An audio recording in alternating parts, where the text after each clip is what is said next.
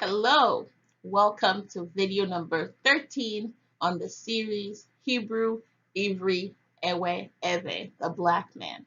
My name is Seiram Ajanku. It's been a while, yes, I know.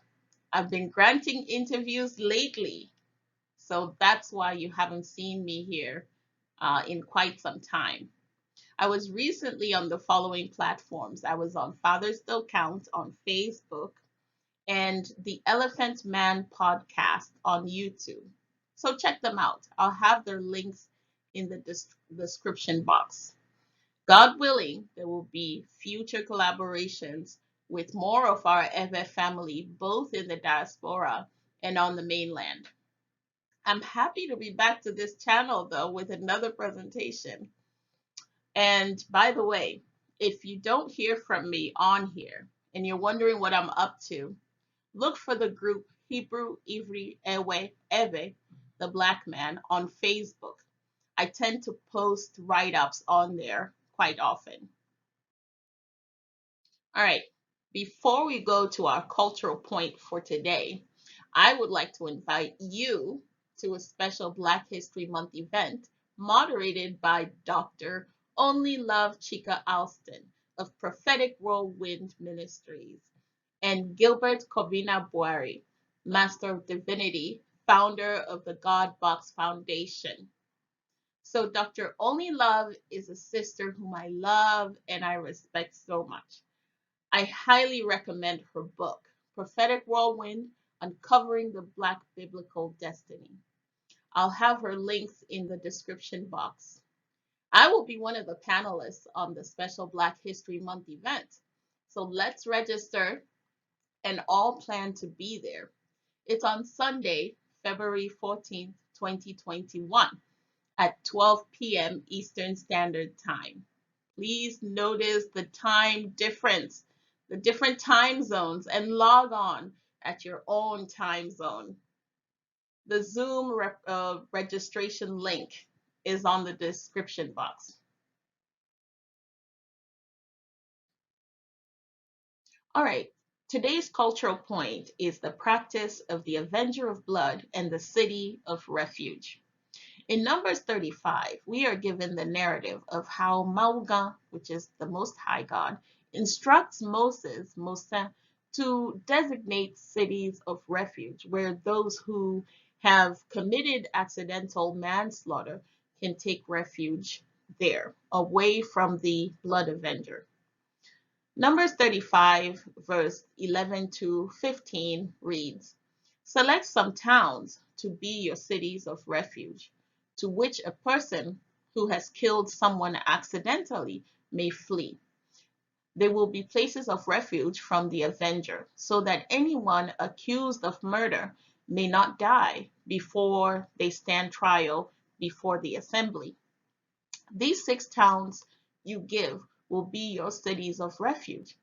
Give 3 on this side of Jordan and 3 in Cana as cities of refuge. These 6 towns will be a place of refuge for Israelites, Yasarato, and for foreigners residing among them, so that anyone who has killed another accidentally can flee there." Joshua chapter 21, verse 21 also tells us that the town of Shechem is listed as a city of refuge. In Eve, we say Sechem.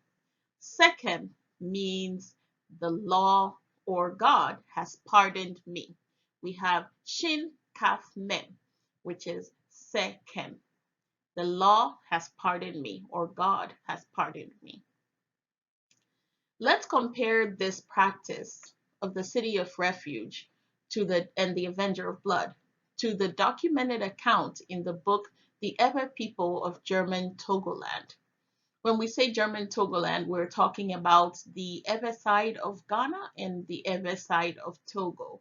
And Benin might be part of it, but I know of the Ghana. The Ghana side is the Western Togoland, and the Togo side is the Eastern Togoland. That's how the Germans divided the land.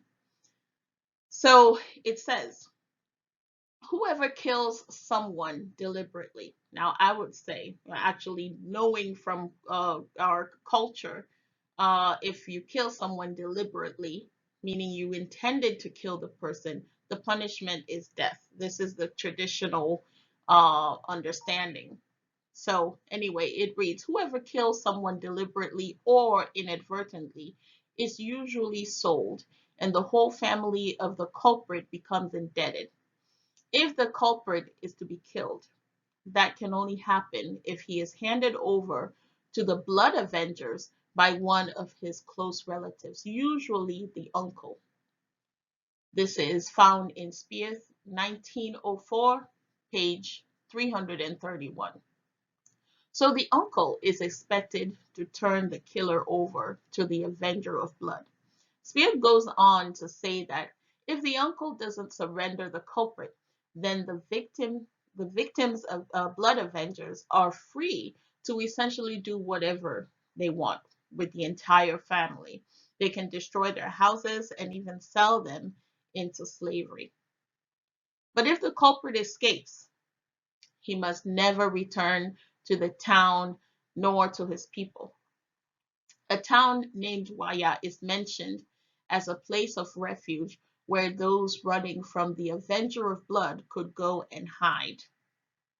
But today, Waya is inhabited by all kinds of different people. It is not used as a city of refuge right now.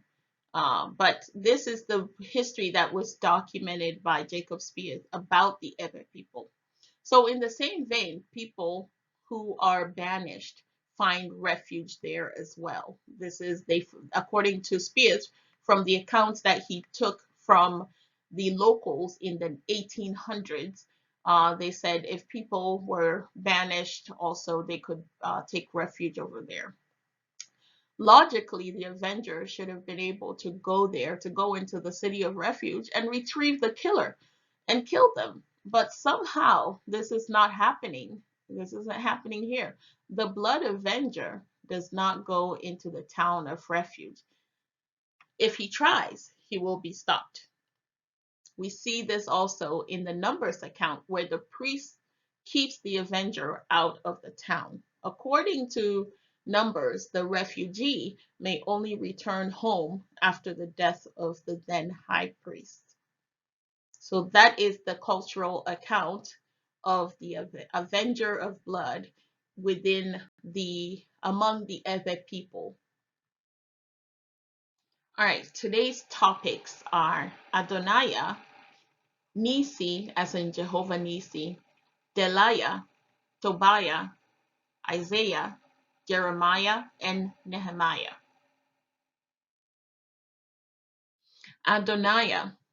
Adonijah is found in Strong's H 138, and it is spelled Aleph Daled Waw Nun Yod He, which is Adwnyh. There's a root word, and the root word is found in H113. It is spelled Aleph Daled Waw Nun, which is Adwn. So you see, they only removed the Yud He from this to get the root word. The modern Hebrew meaning is Lord, or my Lord is Yud He Vav He. Now the Ewe meaning, we have Adwn. It's Adonai or Eduna. Eduna. And it means he will show up for you, or he shows up. And of course, the YH is just the name of the Most High. So in other words, he shows up, or he is an on-time God. All right, so the reference doesn't really tell us why this person, Adonijah, has this name. It just tells us that they're the son of somebody. And it's in 2 Samuel chapter 3, verse 4. And it says, and the fourth, Adonijah, the son of Haggith. So that's all we get. Well, but there are a few uses for Adonijah. We know one of them is that Adonijah tried to make himself king in place of Solomon. The other, yeah. So the other uses are He's a fourth son of David, yeah, and Solomon's rival for the throne, and that's the one that I just mentioned. Also, a Levite sent by Jehoshaphat to teach the law. And then thirdly, a chief of the people who cooperated with Nehemiah. So those are all instances where we find the name Adonijah in the scriptures. And in Ebe, Edona means he shows up. Jehovah Nissi. That is the YHVHNISSI. We have a reference in Exodus chapter 17, verse 15. It reads, "And Moses built an altar and called the name of it Jehovah Nissi." Let's read the context. Exodus 17:8-16 says, "The Amalekites came and attacked the Israelites, Yasarah, at Rephidim. Moses said to Joshua, 'Choose some of our men and go out to fight the Amalekites. Tomorrow I will stand on top of the hill with the staff of God, the Most High, in my hands.' So Joshua fought the Amalekites as Moses had ordered. And Moses, Aaron, and Hur went to the top of the hill. As long as Moses held up his hands, the Israelites, Yasarah, was winning. But whenever he lowered his hands, the Amalekites were winning.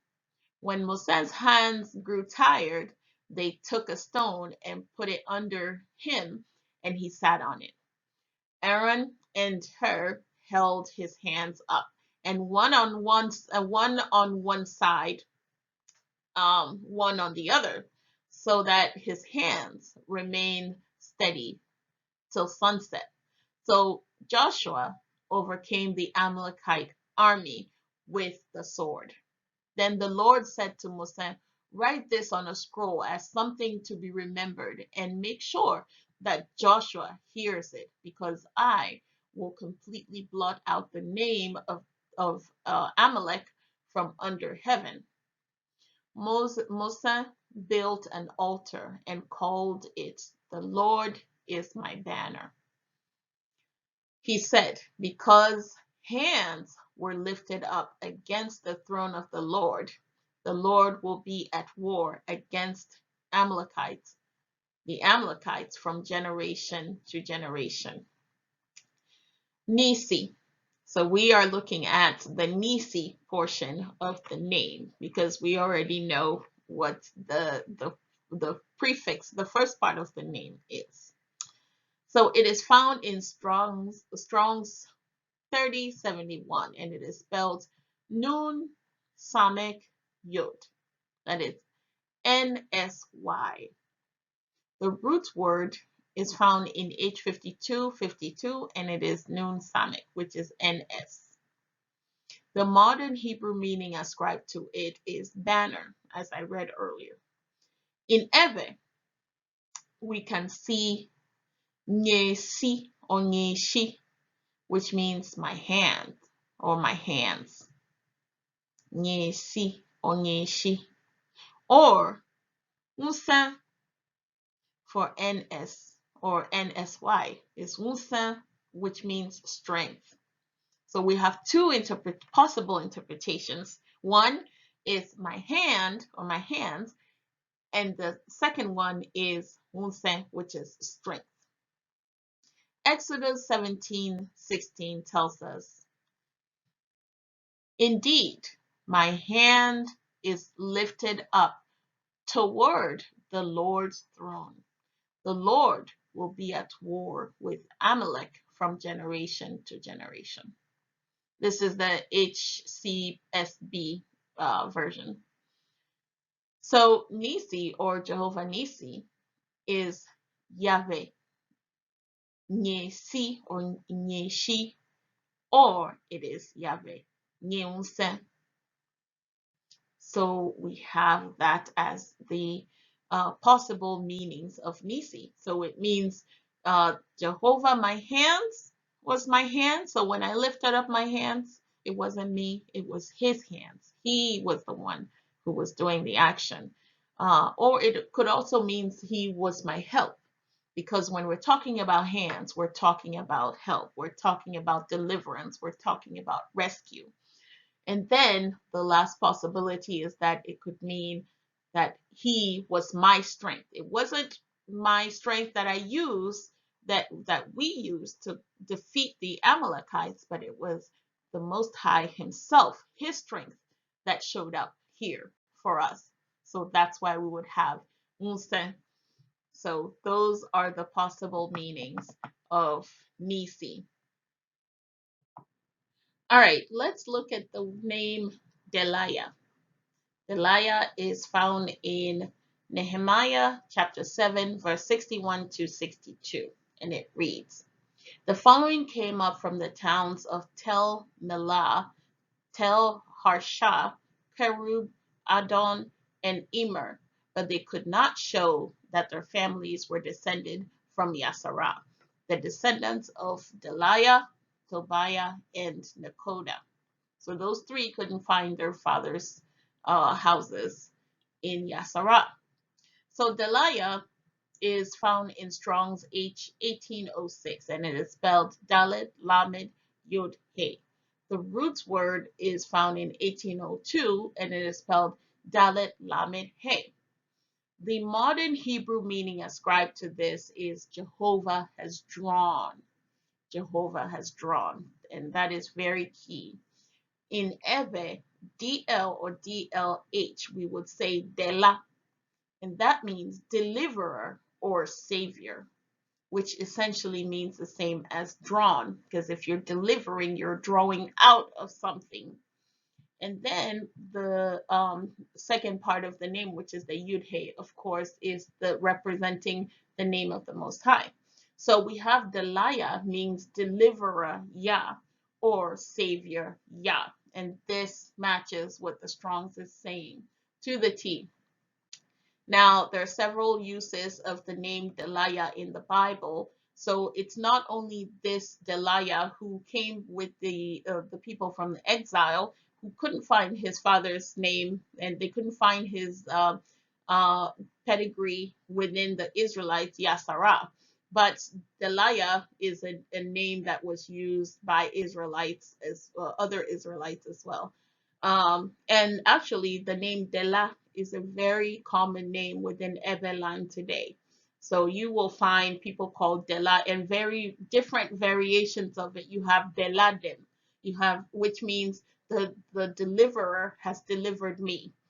You have Delali, which means the deliverer is there or he is existing, right? And you also have Delayah. There are some people who are also called Delayah.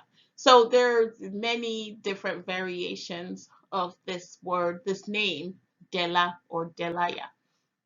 And it is 100% Eve, which is ancient Hebrew. So the name Tobiah is also found within the same reference in Nehemiah.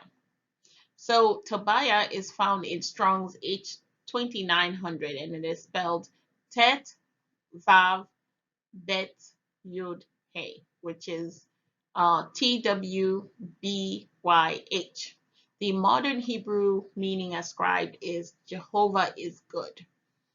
In Eve, we have TWB is Togbi. Togbi stands for king or chief.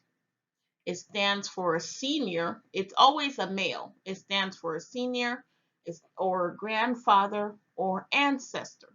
So those are all referred to as Togbi. Togbi is a title. It's not a name. It's a title.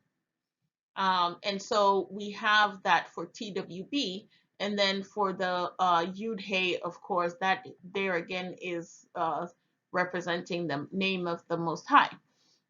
So Tobiah would be Togbi Yah, which means King Yah, right? King Yah. So that is a title giving position. Or Tobiah also could be Tobiah, that just means the king or the chief. Okay, Tobiah. So that is what those are the possible meanings of Tobiah. There are several biblical uses for the name Tobiah. One is the head of a family who returned from the exile and could not find their name within the records of Yasarah. And then we have a Levite in the reign of Jehoshaphat. And then we have a chief of the returning exiles, which is what I mentioned, I believe. Yeah. So as you can see, all these people who had the title Togbia, they were all males. They were all males and they all held positions of leadership. In the reference that was read, Delayah and Togbia are both not accepted within Yasara because their father's houses could not be found. So this tells us that these ancients took on Evan names and titles, right? They, in order to assimilate, so they took on the name Delayah, and the other took on the title Togbia, or it could have just been that the people of Yasara just called Togbia, called Tobiah Togbia. Perhaps he had, perhaps he played a significant role enough for them to notice him. So there. All right, let's look at the name Isaiah. I'm sure some of you have already guessed it. So Isaiah is found in Strong's H3470, and it is spelled Yod, Shin or Sin, Ayin, Yod, Hey. And that is Y-S or S-H, E-Y-H. And the root word is found in H3467, and it is Yod, Sin or Shin, Ayin, which is Y-S or S-H-A. The modern Hebrew meaning ascribed to it is Jehovah has saved. In Eve, we have, of course, YH or Yud Hey, meaning Yah, which is meaning it's the name of the Most High, Yah. And then YSA is Yashi or Yasi, meaning hand of Yah. Okay. So Isaiah was a major prophet of Yah unto the people. He was figuratively Yah's hand through his work, right? There are several references in Isaiah, but we will use this one. It is Isaiah 41, verse 20, and it says, that they may see and know and consider and understand together that the hand of the Lord have done this, and the Holy One of Yasarah have created it. So we have a full image of the hand of the Most High. And we know the key function of the hand is to deliver, to save, to rescue. So this is why they would interpret this as Jehovah has saved, or to save, because we're dealing with the hand. And we spoke on this when we talked about the name Yeshua. Okay, so the hand of the Most High is what is being explained here. All right, now the name Jeremiah. The reference, well, one of the references are Jeremiah 1, verse 8. It says, do not be afraid of them, for I am with you, and I will rescue you, declares the Lord. This is an NIV translation. So Jeremiah is found in Strong's H3414, and it is spelled Yud Resh Mem Yud He. Okay, that is YRMYH. The modern Hebrew meaning given is whom Jehovah has appointed. The root meaning is to rise up, to rise up. The in Eve, YRM is Yiram. We've talked about this combination of letters before, and it is Yiram, which means bless me. Also, YRM could be Yedemi or Yeremi, depending on who is speaking. Many a times you will find people substituting D with R and R with D. Yeah. So sometimes when they're gonna say uh, the something with a letter D, they will just roll the R. So Yeremi, Yeremi, and this means himself saves or himself rescues you. You plural. He is rescuing you. So Yeremi or Yedemi. Okay, so that's what would have been written YRM. And of course, we know the YH represents the name of the Most High. So we have YRMYH, meaning bless me, Yah, or Yah himself saves or rescues us. So that is an interpretation of the name of Jeremiah. So you have Yeremi. Now, we have a couple of scriptures to support this. Jeremiah 4 verse 2 says, "And thou shalt swear, the Lord liveth, in truth, in judgment, and in righteousness. And the nations shall bless themselves in him, and in him shall they glory." Now, Jeremiah chapter 1, verse 8 says, "Do not be afraid." I read this one earlier. "Do not be afraid of them, for I am with you, and I will rescue you, declares the Lord." And then Jeremiah chapter 1, verse 19 says, "And they shall fight against thee, but they shall not prevail against thee, for I am with thee, saith the Lord, to deliver thee." This is a KJV translation. So we have all these evidences of the meaning, the two interpretations of Jeremiah, which is bless me and also deliver, rescue. He rescues us, he delivers us, he saves us. So we have that. And I would like to acknowledge and honor my brother Robert Smith of Firstborn, is the name of his YouTube channel, who did look into this and gave us the references for them. Thank you so much, and God bless you. All right, let's move on to the next name. All right, Nehemiah.